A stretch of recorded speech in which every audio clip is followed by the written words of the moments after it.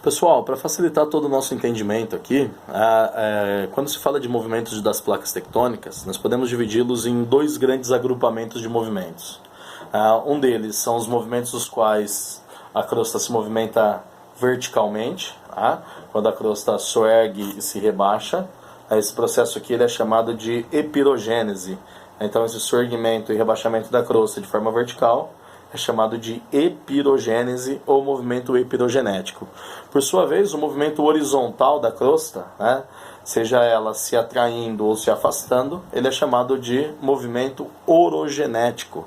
Ambos dão origem à instabilidade, movimentos tectônicos que podem resultar desde áreas de vulcanismo, bem como áreas de maior intensidade de tremores, de abalos sísmicos.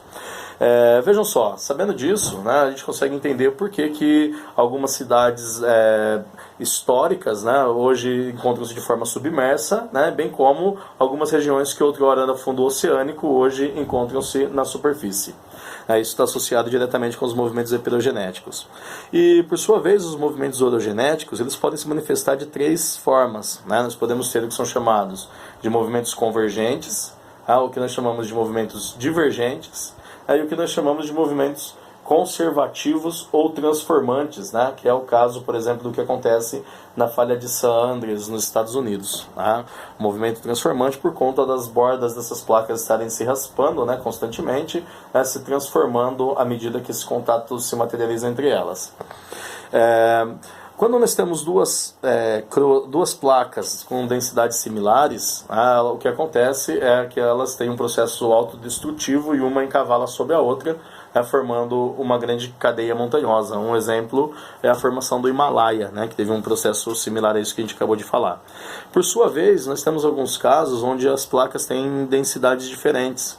E aí a mais pesada, a mais densa, ela mergulha sob a outra placa, fazendo nessa região de contato o surgimento de uma fossa tectônica. E quando essa placa mergulha no seu processo de subducção, ela vai dobrando a outra placa adjacente. Então aí nós temos o processo conhecido por dobramento moderno, que dá origem também à formação de cordilheiras, como é o caso da Cordilheira Andina, por exemplo, onde nós temos o contato da placa Nazca com a placa sul-americana, onde uma placa se aprofunda em relação à outra e faz com que a outra placa dobre. Então assim nós temos aí a explicação para a formação de muitas das cadeias montanhosas que existem no mundo hoje. Por exemplo, a dorsal mesoceânica que nós nos referimos no vídeo anterior, ela também está associada a um movimento orogenético. Se a gente considerar que quando as placas se afastam, e elas abrem uma saída para o manto, esse material magmático que estava confinado no interior do manto do planeta, ele entra em ascensão e chega até a superfície da Terra. Inclusive, ele vai se resfriar mais tarde, dando origem aí a alguns tipos de rochas específicos que nós vamos falar depois.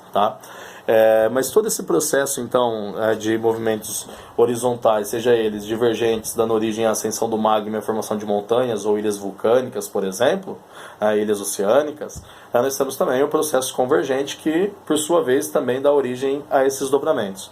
É importante lembrarmos aqui que tudo o que nós chamamos de dobramentos modernos estão associados com a formação de cadeias montanhosas que se dão depois que a Pangeia se fragmenta, e dos novos encontros de placas que passarão a ocorrer a partir disso.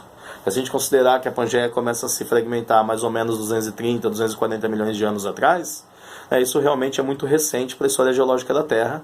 É por isso que nós chamamos esses movimentos de dobramentos modernos, essa formação de cadeias montanhosas associadas a esse processo, sobretudo os processos orogenéticos, elas recebem o nome de dobramentos modernos. Hoje nós vamos parar por aqui, pessoal. Na nossa próxima aula nós começaremos a falar um pouquinho aí a respeito dos tipos de rochas, como se formam cada uma das rochas que hoje compõem a crosta terrestre. Tá bom? Até a próxima, um grande abraço a todos e nos vemos em breve.